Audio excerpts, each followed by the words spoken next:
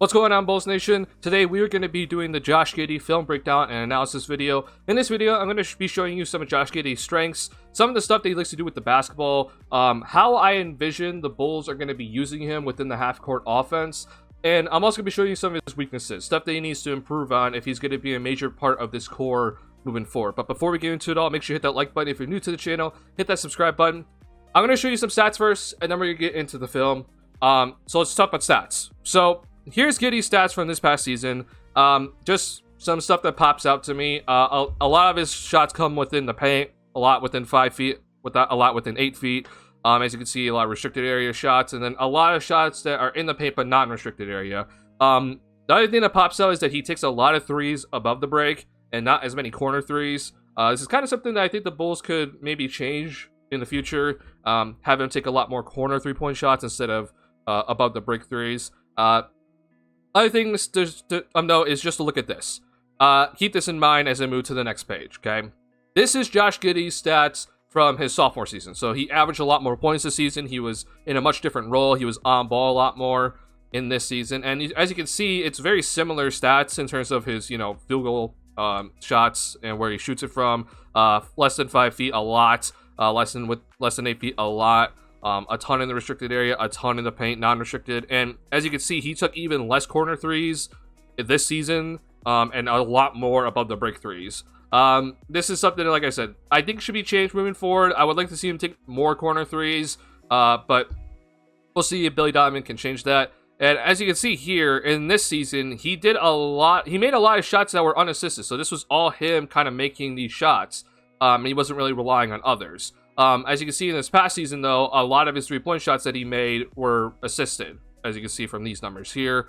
And it's similar in this season, too, as his sophomore season, but he just was a little bit more self-sufficient in terms of how he got his own shot in other areas of the floor. This was a shot chart. Nothing really too much to talk about here. It's overall pretty solid. His rim percentage, according to Basketball Reference, is pretty solid. But the biggest thing I want to show you is the layup percentage. 57% is not going to cut it. He needs to work on this a little bit more. So yeah, that's that. And then I've been kind of playing around with this. So this is the play type stats on NBA.com. I love this page a lot. But I've gone through this page trying to look at and see what Josh Giddey kind of excels at in terms of what type of play is his best play. And I don't really have a lot to kind of give you. He doesn't really excel at one thing, at least consistently throughout his 3 years in the NBA, so it's a little bit concerning. But the one thing that he was really good at last season was handoffs. This was not the case in the previous year in his sophomore season. He was pretty awful with handoffs, but the Thunder didn't really run this a lot, but he did really well when he ran a handoff possession. So I don't know, just something to think about. Maybe the Bulls can use that moving forward. Giddey as a player is really good at rebounding. I think we all kind of know that. But I also want to show some of his offensive stats first here. Rim percentage, as you can see, is 27th percentile according to Cleaning the Glass. That's not good. He needs to increase this. 60% is not horrific, but it needs to definitely go up for a guy that's 6'8". As you can see, he's not a good three-point shooter. We also knew that. But the thing I want to show you was this. Giddey's not the best defensively, but he does do a really good job rebounding on both sides of the floor. As you can see, very high percentiles in cleaning the glass, there's a rebounding. And the only reason why I show you this is because when I go to Patrick Williams and his rebounding stats, yeah. But that's for another day. I don't want to talk about that right now. Just know that Josh Giddey's really good at rebounding. All right, let's talk about some of the film here as we get into this. So one of the things that I want you guys to understand about Josh Giddey is that he doesn't have the best physical tools in his arsenal. I think that what the Giddey likes to do a lot is he tries to use speed to try to create some sort of advantage, and then he uses his size to then either create an even bigger advantage or finish at the rim or try to find his teammates. So for example, here you're gonna see that Giddey tries to use his speed, which he's not the fastest player, but he just tries to get downhill to try to create an advantage. And this is off a handoff play like we just talked about. And as you can see, he's just running downhill. And at this point, he's kind of has a defender beat, and he just goes up, and with his size, he's able to finish this pretty easily. So there's just one example of this. And here's another example. So you're going to see a lot of times if Giddey is like planning to score, and he has to try to create something by himself, you're going to see him back up a lot. And this is not abnormal, okay? So even in this sort of possession here, you see he has Wallace come over, set a screen. This gets Anthony Simons on him, and he goes downhill, and he did like a little hesitation, but then he's already got his defender on his back heels, and this is where his size just comes into play, where he can just kind of shoot over the smaller guard, which is very smart of him to do so, okay?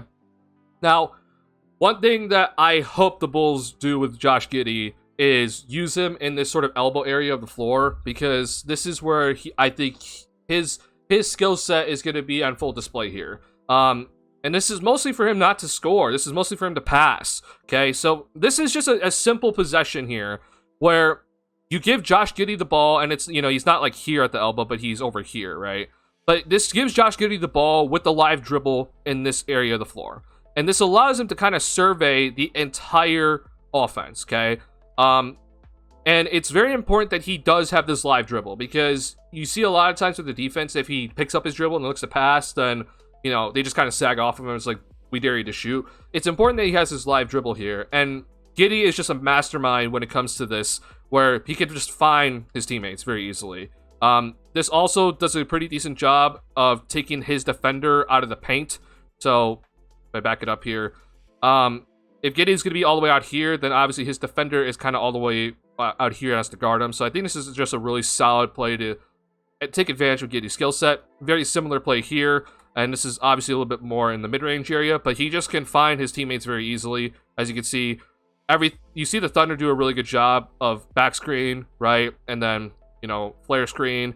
This is just, you know, simple stuff by the Thunder to have Giddey find these guys open. So just solid stuff overall from Josh Giddey in this sort of area of the floor. Again, here we go, rip screen, okay? It's simple offense. And again, you're trying, if you're training for Josh Giddey, this is something that the Bulls should be well aware of and should be looking to take advantage of, etc. So, if you want to call this the post, I wouldn't mind it. I think Josh Giddey in the post, especially at the smaller guard, is a pretty decent idea. But I call this more of like the pinch post / like high post action, but it's not necessarily for him to score. This is like a simple, like almost elevator play, where you see shooter comes off the down screen, and Giddey obviously is in the same spot on the floor there. And then even in this sort of possession where he has a big man on him, you can see that this kind of puts Josh Giddey as like a bigger threat on the floor. And he's able to go ahead and finish this and one over Kristaps Porzingis. Biggest reason why is obviously because of his passing. It's not because of his ability to score, but having this, you know, put him in that position so that he can score with his live dribble, but also he's able to find his open teammates is going to put a lot of pressure on the defense, and hopefully he continues to get better at this. And here's a good example of it. So, again, similar area of the floor here, and you see, you know, little brush screen, have guys moving, and Giddey looks and says, okay, well, no one got open off of that action, so I just got to take advantage of this. And this is where I think it's important for the Bulls to try to get him matched up against guards that are pretty small. In this case, it's Stephen Curry, right? And he's able to just really use his size to his advantage, and then he's able to find the open man when he eventually comes to the basket. So just shows you why the live dribble is important, and not having Josh Giddey, you know, bring up the ball and then have him go to that spot and then pick up his dribble, because he's going to need that live dribble to really take advantage of his size. And then this is just an example of him scoring the ball in this sort of area of the floor. This is against Grayson Allen, who is a pretty decent defender, but he's small against Josh Giddey, and he's able just to finish right over the top of him. So I hope that the Bulls really do take advantage of this, because this is where I think Josh Giddey is at his best in the half court. So yeah, that's that. Now, Giddey also has a really solid little float game that I think is going to help him moving forward, especially because he's not going to be able to, if he's not going to be able to finish consistently at the rim with his speed or athleticism or his jumping ability, he's going to have this floater, especially against bigger defenders. So as you can see here, this is against Al Horford, a little float shot up and in. And then in the same game, this is against Luke Cornett here, where he comes down and semi-transition, a little floater over the top of Cornett. Solid little float game that I think we're going to see a lot from Giddey moving forward. And another part of Giddey's arsenal, which he uses a lot to try to create like another lane for himself. If he gets walled off by a defender, he tries to then spin himself into another opening.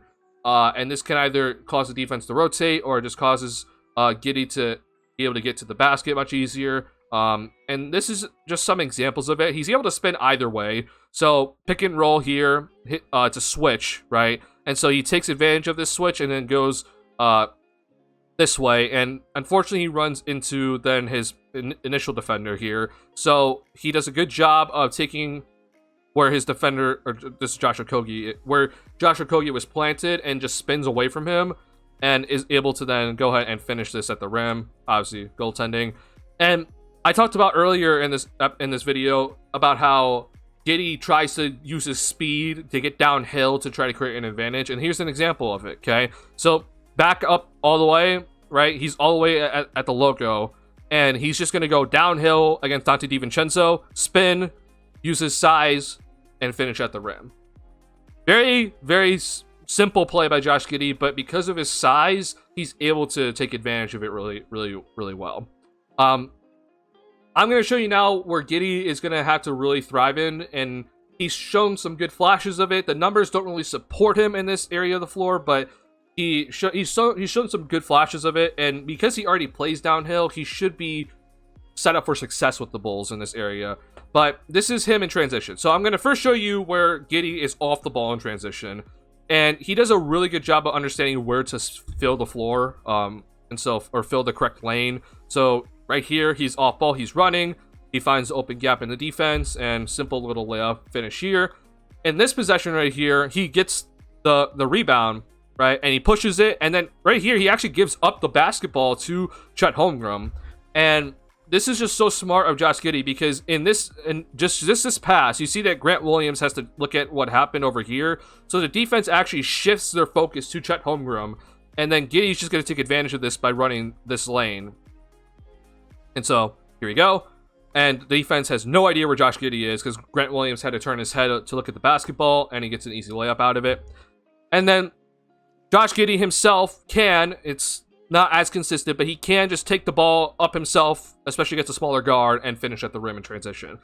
This is an area, though, where he needs to get better at. And I hope that if just him getting stronger is just going to help him in this sort of area. And obviously he's only 21, so he should be able to get better in this area of the floor. Now, some of the bad stuff, okay? This is where I'm a little bit concerned with Giddey, and this is kind of where he got exposed in the playoffs. But what you see it sometimes is that the opposing team puts their shot blocker on Josh Giddey, okay? So in this possession here, you see Jusuf Nurkic, who is the center for the Phoenix Suns, is on Josh Giddey. This was not an initial switch or anything. This was the set game plan. If you go back and watch this game, this is how the Suns decided to guard Giddey off the bat. So this kind of could give Giddey some problems, because he's not able to use his size then to take advantage of shots at the rim. Compared to when he's, a smaller guard is guarding him, he's able to just use his size to finish right over him. But if they're putting a big man on him, he's not able to use his size, and then his speed kind of just gets nullified because he doesn't have that great athleticism to finish over a big man. So you're going to see in this possession here where this actually causes some problems, because you see it's a simple pick and roll by Chet Holmgren, but Kevin Durant stays attached to Chet Holmgren, and Jusuf Nurkic goes under the screen. So now you catch Giddey here in the middle of kind of no man's land, and so he has to pass it back out. And so it just creates a lot of issues, and look what happens after this. He passes out to Lu Dort, who then drives over here, and look at where Jusuf Nurkic is. He just isn't paying much attention to Josh Giddey, and he's like, okay, I dare you to shoot the basketball, and Giddey doesn't make him pay. This is where Giddey has to start making his three-point shots, and I'm not asking him to be a 40% three-point shooter. I'm just asking him to raise his percentage up to about 35%, okay? Last season, he shot about 33%. It wasn't that great of volume, though. We're talking about only 3 attempts per game from three-point line. So he needs to increase his volume and increase his three-point percentage. Just a good little chunk for him to not have defenses play him like this, okay? And if he's able to do that, it opens up the rest of his game, which is obviously his great passing and using his great size against smaller players. Another area where, and we talked about this earlier with the stats, finishing with Giddey, he just doesn't really have like a go-to layup move. And I know the spin move is kind of like a move, but if Giddey isn't able to measure his steps up the way that he wants to, you see him kind of get caught where he doesn't really know what to do. So Giddey on the floor, he understands where to fill space really well. Like, I mean, he sees here that he has a good back cut opportunity because the defense is paying no attention to him. He's spacing the floor very well, but you see here, he's like, oh crap, Jalen Brunson suddenly came over here. And this is Jalen Brunson, okay? This isn't like a center came over and tried to block his shot. This is Jalen Brunson. And like I said, if Giddey's not able to measure his steps up, he doesn't really know what to do. And so he resorts to this little floater. And this is just unacceptable against a 6'1 Jalen Brunson, okay? This cannot happen moving forward. Giddey has to have the ability to power his way to the cup, especially against a smaller guard like Jalen Brunson. It's not just about using his size. It's about having the ability to power through and not let the small guard, you know, take advantage of his lack of athleticism or lack of jumping ability. And here's another example of his lack of finishing, and this is in transition. So I talked about how he needs to kind of work on this transition game. Just him being like a one-man fast break, he needs to work on this. And this right here is an example of it where he has Josh Hart, and Josh Hart is obviously about 3 inches shorter than him, and he's a good defender, but Giddey's 6'8" and should be able to finish this. Instead, though, he wasn't able to finish this at the rim as easily as he should have been able to. So that's his weaknesses. Now, I'm showing you these weaknesses because next season for the Bulls, and I don't know exactly where they're going to be going with the team, but it's important for Josh Giddey to try to work on these sorts of things. I have a lot of thoughts on the trade overall, but all I'm going to say to end the video is this. There are a lot of Patrick Williams believers in the Bulls community, and they talk about how young he is and how we shouldn't be giving up on him. It's too early to give up on him, etc., etc. And, you know, for some of what they say, I kind of agree. But what I don't understand is what people are saying about Josh Giddey is that he's kind of like a finished product. Because here's the thing. Josh Giddey is younger than Patrick Williams. I know it's crazy for a lot of Patrick Williams believers, but he's younger than Patrick Williams, okay? So all I'm going to say is that I'm not here, you know, giving up on Josh Giddey like right off the bat. I have some thoughts about the trade overall, but using what I showed you today and then stuff that I showed that Josh Giddey needs to work on, I think he can become a pretty good player for this Bulls team moving forward. But that's all for me. I want to hear you guys' thoughts, so please leave in the comments down below about this video and what your thoughts are on Josh Giddey as a player. Make sure you hit that like button if you're new to the channel. Hit that subscribe button. I'll see y'all in the next one. Peace.